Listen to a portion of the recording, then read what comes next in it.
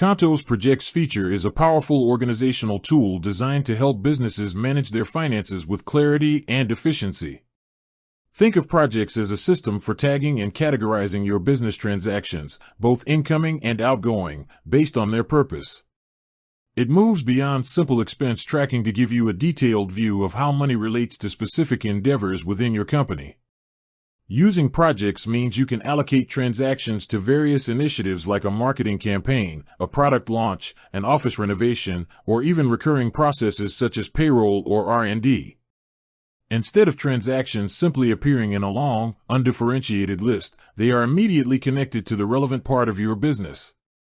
This is essential for maintaining granularity in your financial overview. The real value of projects lies in the insights it provides. By tagging transactions, you can generate customized reports that show the exact financial performance of each specific project or department. This makes budgeting, cost analysis, and decision-making significantly simpler and more accurate.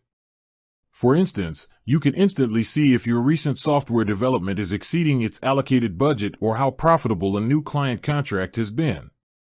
Projects is particularly useful for businesses that juggle multiple assignments, departments, or long-term investments, as it turns complex financial data into a structured, actionable format. Setting up and using projects is seamless.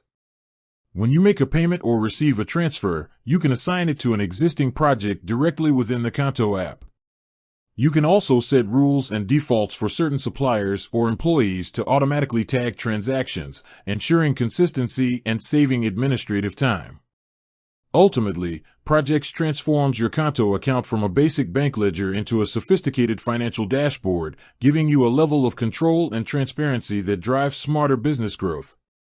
It's the key to understanding where every euro is going and why.